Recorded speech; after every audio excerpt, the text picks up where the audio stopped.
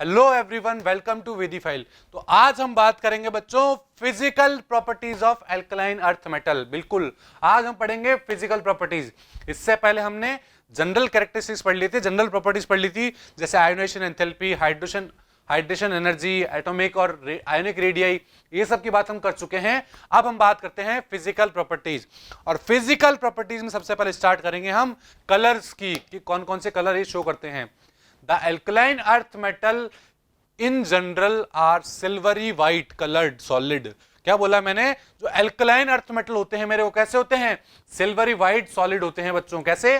Silvery white coloured solid होते हैं। Under standard condition, एक स्टैंडर्ड कंडीशन की बात करूं तो कैसे होंगे? सिल्वरी व्हाइट कलर्ड सॉलिड होंगे बच्चों। But beryllium and magnesium appears to be somewhat greyish. But beryllium और मैग्नीशियम क्या होंगे मेरे? बेरिलियम और मैग्नीशियम जो होंगे वो मेरे ग्रे कलर के होंगे, ग्रेइश कलर के होंगे। बात क्लियर है? They are also highly lustrous. यह बहुत ज्यादा लस्ट्रस होते हैं बच्चों। लस्ट्रस मतलब शाइनी, शाइनी बहुत ज्यादा होते हैं एल्कलाइन अर्थ मेटल। बात क्लियर है? ये थे हमारे कुछ कलर, जनरल कलर्स की बात हमने यहां पर करी। अब मैं बात करता हूं softness of alkaline earth metal, कि एल्कलाइन अर्थ मेटल जो होते हैं मेरे, वो सॉफ्ट होंगे, हार्ड होंगे, कैसे होंगे, उनकी बात मैं करता हूं। So all the alkaline earth metals are soft in nature. जितने भी एल्कलाइन अर्थ मेटल होते हैं मेरे, वो सॉफ्ट होते हैं। बट अगर इन्हें कंपेयर किया जाए एल्कली मेटल के साथ, किसके साथ बच्चों? एल्कली मेटल के साथ कंपेयर किया जाए, then they are relatively hard. तो ये कैसे होंगे? तो ये हार्ड होंगे बच्चों। मैंने बोला एल्कलाइन अर्थ मेटल जो होते हैं मेरे, वो जनरली सॉफ्ट नेचर के होते हैं।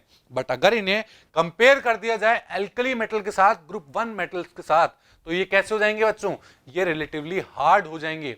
अब ऐसा क्यों? या जब इससे कंपेयर कर रहे हैं तो इसको हार्ड क्यों बोल रहे हैं हम? Because in alkaline earth metal there is 2 electron in valence shell. इनके वैलेंस शेल में 2 इलेक्ट्रॉन होते हैं, और 2 इलेक्ट्रॉन होने की वजह से इनके बीच में मेटलिक बॉन्डिंग स्ट्रॉन्ग होती है बच्चों। कैसी होती है? स्ट्रॉन्गर मेटलिक बॉन्डिंग होती है। और स्ट्रॉन्गर मेटलिक बॉन्डिंग होने की वजह से ये जो होते हैं कंपाउंड हार्ड नेचर के होते हैं। बट एल्कली मेटल में हम जब पढ़ रहे थे तो वहां देखा था कि केवल एक वैलेंस इलेक्ट्रॉन होता है वैलेंस शेल में। सो इनके बीच में मेटलिक बॉन्डिंग वीक हो जाती है एल्कली मेटल के केस में। बात क्लियर है? इसलिए हमने बोला कि अगर एल्कली मेटल से कंपेयर करोगे एल्कलाइन अर्थ मेटल को, तो वो रिलेटिवली हार्ड नेचर के होंगे। बात क्लियर है? ये बात हुई हमारी सॉफ्टनेस की। अगर हम इसको हार्डनेस के ऊपर लेके जाते हैं तो हम हार्डनेस से भी बोल सकते हैं। जिस तरह हम सॉफ्टनेस में बोल रहे थे कि ऊपर से नीचे आने पर, क्या बोला बच्चों मैंने? ऊपर से नीचे आने पर सॉफ्टनेस इंक्रीज होगी या डिक्रीज होगी बच्चों? ऊपर से जब हम नीचे आएंगे, किसी मतलब पीरियड में टॉप से बॉटम की तरफ जाएंगे, तो हमारी सॉफ्टनेस क्या होगी बच्चों? सॉफ्टनेस इंक्रीज हो जाएगी बच्चों। क्या हो जाएगी? इंक्रीज हो जाएगी, क्योंकि वहां पर रिपल्शन बढ़ जाएगा इनर कोर ऑफ इलेक्ट्रॉन्स का। जो बीच में इलेक्ट्रॉन्स होते हैं उनके रिपल्शन की वजह से सॉफ्टनेस क्या हो जाएगी?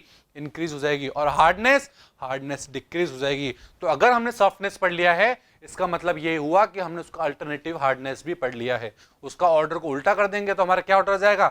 हमारे पास ऑर्डर मिल जाएगा हार्डनेस का। तो इसी तरह अब मैं बात करता हूं नेक्स्ट प्रॉपर्टी की, नेक्स्ट फिजिकल प्रॉपर्टी की, डेंसिटी की। तो डेंसिटी क्या होगी एल्कलाइन अर्थ मेटल की? एल्कलाइन अर्थ मेटल की जो होते हैं हमारे, वो बहुत ज्यादा डेंस होते हैं। किसके कंपेयर में? एल्कली मेटल के कंपेयर में। क्यों? ऐसा क्यों होता है? Alkali metal, alkaline earth metal हमारे ज्यादा डेंस क्यों होते हैं? Because of smaller size. क्या बोला मैंने? स्मॉल साइज होने की वजह से वो एक स्टेबल क्रिस्टल लैटिस बनाते हैं, पैक्ड क्रिस्टल लैटिस बनाते हैं। और अगर उनकी पैकिंग अच्छी होगी तो वो बहुत ज्यादा डेंस होंगे एल्कली मेटल से। एल्कली मेटल की साइज ज्यादा होती है एल्कलाइन अर्थ मेटल से, तो वो वहां पर इतने ज्यादा डेंस क्रिस्टल नहीं बना सकते थे, इतनी ज्यादा पैक क्रिस्टल नहीं बनाते थे। बट एल्कलाइन अर्थ मेटल हमारे एक पैक क्रिस्टल लैटिस का फॉर्मेशन करते हैं, जिसकी वजह से इनकी डेंसिटी ज्यादा होती है। बात क्लियर है? And the density of these metal first decrease from Be to Ca। मतलब अगर हम बेरिलियम से कैल्शियम की तरफ मूव करें बच्चों, तो सबसे पहले डेंसिटी क्या होती है? डिक्रीज होती है सबसे पहले। बट अगर मैं बात करूं कैल्शियम के बाद से, तो कैल्शियम के बाद से डेंसिटी इंक्रीज होने लग जाती है बच्चों। क्या होने लग जाती है? डेंसिटी इंक्रीज होने लग जाती है। ऐसा क्यों? ऐसा क्यों आता है बच्चों? क्योंकि यहां पर बेरिलियम से कैल्शियम जब मैं जाता हूं तो वॉल्यूम डोमिनेंट होता है बच्चों। क्या डोमिनेंट होता है? वॉल्यूम डोमिनेंट होता है। बट कैल्शियम से बेरियम की तरफ जाता हूं तो मास डोमिनेंट हो जाता है।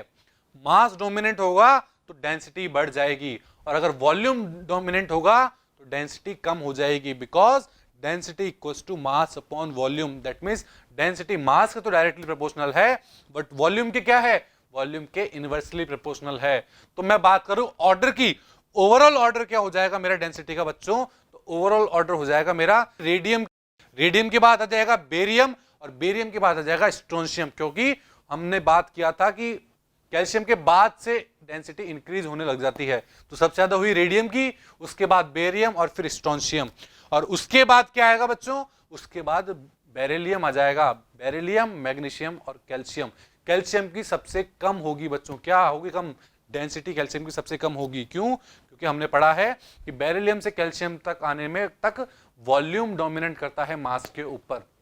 बात क्लियर है। अब हमें कैसे पता चला बच्चों कि वॉल्यूम डोमिनेट कर रहा है या मास डोमिनेट कर रहा है, तो बच्चों ये सब एक्सपेरिमेंटल थिंग होती है, वहां से हम रिजल्ट निकालते हैं कि जब हम ऊपर से नीचे आ रहे हैं तो यहां पर एक्सपेरिमेंटली पाया गया कि वॉल्यूम डोमिनेट कर रही है, और फिर कैल्शियम के बाद से हमने देखा तो वहां देखा गया कि मास डोमिनेट कर रहा है। बात क्लियर है कि किस तरह हमने आइडिया लगाया इस चीज का। तो ये बात थी हमारी डेंसिटी की। इसी तरह मैं नेक्स्ट फिजिकल प्रॉपर्टीज की तरफ बढ़ूं तो वो हो जाएगी हमारी मेल्टिंग पॉइंट और बॉइलिंग पॉइंट। अब हम बात करते हैं कि मेल्टिंग पॉइंट क्या होगा एलिमेंट्स का और बॉइलिंग पॉइंट क्या होगा। सो जो ग्रुप सेकंड मेटल्स होते हैं मेरे, एल्कलाइन अर्थ मेटल्स होते हैं, उनका मेल्टिंग पॉइंट और बॉइलिंग पॉइंट हाई होता है। क्या होता है बच्चों, हाई होता है। क्यों, because they have strong metallic bonding than group first.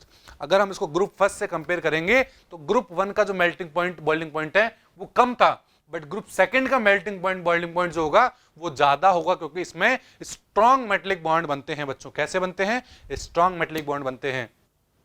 So the melting point and boiling point of alkaline earth metals are very irregular in fashion। मतलब क्या बात कर रहा हूं, जैसे कि आप ये टेबल देख पा रहे हैं, इस टेबल में आप देख पा रहे हैं कि जो बॉइलिंग पॉइंट और मेल्टिंग पॉइंट है एल्कलाइन अर्थ मेटल का, वो वेरी कर रहा है, मतलब बहुत इररेगुलर है, कहीं इंक्रीज हो रहा है कहीं डिक्रीज हो रहा है। इनकी वैल्यू से आप बहुत अच्छे से देख पा रहे हैं। दैट मीन्स यहां पर एक इररेगुलर फैशन ऑपरेट हो रहा है। तो मैं बात करूं कि ऐसा कौन सा एल्कलाइन अर्थ मेटल है जिसके अंदर सबसे कम मेल्टिंग पॉइंट और सबसे कम बॉइलिंग पॉइंट है, तो आप इन वैल्यूज में से देख पा रहे हैं कि हमारा जो मैग्नीशियम है उस मैग्नीशियम के अंदर मेल्टिंग पॉइंट और बॉइलिंग पॉइंट क्या है, सबसे कम है। बात समझ में आपको यहां तक कि किसका मेल्टिंग पॉइंट सबसे कम है और किसका बॉइलिंग पॉइंट सबसे कम है। इसी तरह मैं बात करूं, आप इस टेबल में से मुझे देख के बता सकते हैं क्या कि कौन सा एलिमेंट ऐसा होगा जिसका मेल्टिंग पॉइंट बॉइलिंग पॉइंट सबसे ज्यादा हाई है। बिल्कुल आप यहां पर देख पा रहे हैं कि जो मेरा बेरिलियम है उसका मेल्टिंग पॉइंट बॉइलिंग पॉइंट सबसे ज्यादा है। That means beryllium has the highest melting point and boiling point. बात क्लियर है। अब ऐसा क्यों, because alkaline earth metals are highly electropositive metals. क्या होते हैं, हाईली इलेक्ट्रोपॉजिटिव मेटल्स होते हैं हमारे alkaline earth metal, and as a solid they adopt different type of crystal lattice. और ऐसे सॉलिड होने की वजह से, हाईली इलेक्ट्रोपॉजिटिव होने की वजह से ये डिफरेंट टाइप के क्रिस्टल लैटिस बनाते हैं, तो उनका melting point boiling point differ करता रहता है। बात क्लियर है। So if the crystal lattice is stable और गुड, अगर इनने कोई स्टेबल क्रिस्टल लैटिस बनाया है, एक अच्छा क्रिस्टल लैटिस बनाया है, तो मेल्टिंग पॉइंट और boiling point of that metal is high. अगर उन्हें एक अच्छा क्रिस्टल लैटिस बनाया होगा तो उसका मेल्टिंग पॉइंट और बॉइलिंग पॉइंट क्या होगा, बहुत ज्यादा हाई होगा। और वाइस वर्सा, अगर अच्छा लैटिस नहीं बनाया है, अच्छा क्रिस्टल लैटिस नहीं बनाया है, तो वो बहुत इजीली मेल्ट हो जाएगा, इजीली टूट जाएगा। बात क्लियर है। So overall order of melting point क्या हो जाएगा बच्चों, अगर मैं मेल्टिंग पॉइंट के ओवरऑल ऑर्डर की बात करूंगा तो सबसे ज्यादा होगा हमारा बेरिलियम का। किसका बच्चों, बेरिलियम का, फिर कैल्शियम, फिर स्ट्रोंशियम, फिर बेरियम, फिर रेडियम, और सबसे लास्ट में आएगा मैग्नीशियम। हमने देखा था वैल्यूज के अंदर कि मैग्नीशियम का मेल्टिंग पॉइंट और बॉइलिंग पॉइंट दोनों ही सबसे कम था। बात क्लियर है। इसी तरह मैं बात करूं ऑर्डर ऑफ बॉइलिंग पॉइंट की, तो बॉइलिंग पॉइंट का ऑर्डर क्या हो जाएगा बच्चों, सबसे ज्यादा तो होगा बेरिलियम का ही, बेरिलियम का सबसे ज्यादा होगा। हमने पढ़ा था बेरिलियम का मेल्टिंग पॉइंट और बॉइलिंग पॉइंट दोनों ज्यादा होता है, तो बॉइलिंग पॉइंट बेरिलियम का सबसे ज्यादा, फिर बेरियम आएगा उसके बाद बच्चों। यहां इरेगुलर फैशन चल रहा है थोड़ा, बेरियम आ गया, बेरियम के बाद रेडियम, कैल्शियम, स्ट्रोंशियम, और सबसे कम किसका है बच्चों, मैग्नीशियम का। दैट मींस ये हमारा क्या है, ये बॉइलिंग पॉइंट का ऑर्डर है। अब ये याद कैसे होगा बच्चों, ये याद इतना इजीली नहीं हो पाएगा बच्चों, हमें इसके लिए कुछ ना कुछ ट्रिक बनानी पड़ेगी, या फिर हमें ये वैल्यूज याद होनी चाहिए बच्चों कि किस तरह हम इनका ऑर्डर निकालेंगे। बिटवीन हमसे कभी नहीं पूछा जाएगा ऐसा बिल्कुल इरेगुलर वाला, कभी नहीं पूछा जाएगा कि बॉइलिंग पॉइंट का ऑर्डर क्या होगा।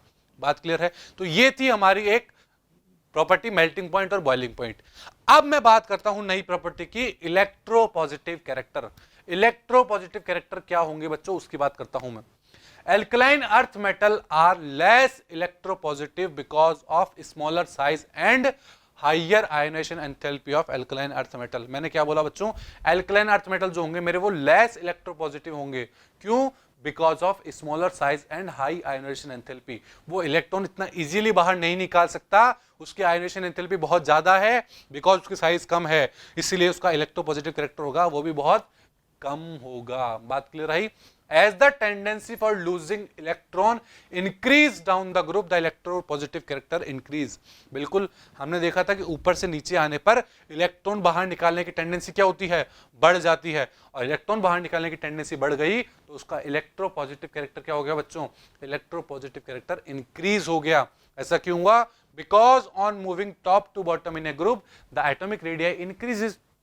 आपको पता है ऐसा क्यों हो रहा है? क्योंकि ऊपर से नीचे आते हैं तो हम क्या होता है, एटॉमिक रेडियस इंक्रीज होती है, और एटॉमिक रेडियस इंक्रीज होती है तो उसकी आयोनाइजेशन एनर्जी जो होगी वो डिक्रीज हो जाएगी। तो आयोनाइजेशन एनर्जी डिक्रीज हो जाएगी तो वो बहुत इजीली इलेक्ट्रॉन निकाल देगा।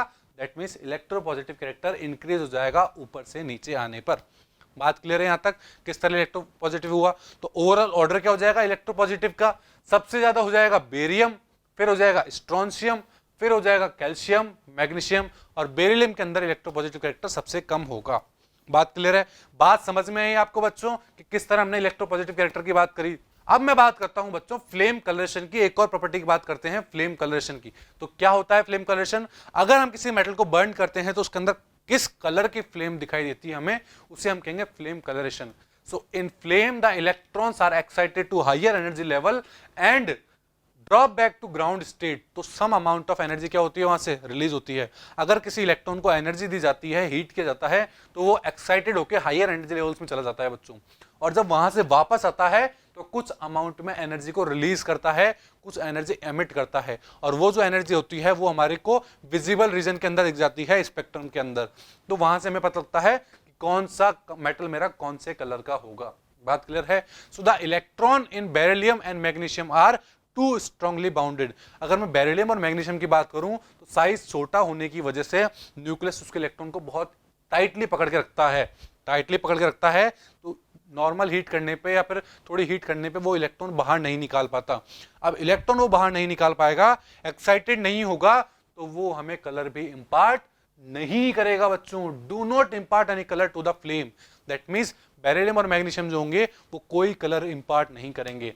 बट मैं बात करूं कैल्शियम, स्ट्रोंशियम, बेरियम की, ये कलर इंपार्ट करते हैं। तो कैल्शियम हमारा कैसा होता है बच्चों, ब्रिक रेड कलर का कलर इंपार्ट करता है फ्लेम के ऊपर। बात क्लियर है? स्ट्रोंशियम की बात करूं मैं तो स्ट्रोंशियम होगा हमारा क्रिम्सन ग्रीन होगा। और अगर इसी तरह मैं बात करूं बेरियम की, तो बेरियम हमारा कौन सा कलर होगा बच्चों, एप्पल ग्रीन। एप्पल ग्रीन का जो कलर होता है वो कलर देगा हमको बेरियम फ्लेम के ऊपर। बात क्लियर है? सो आई होप आप सबको ये फिजिकल प्रॉपर्टी समझ में आई होगी कि अल्कालाइन अर्थ मेटल के अंदर कौन सी फिजिकल प्रॉपर्टी किस तरह वेरी करती है। बात क्लियर है? Thank you.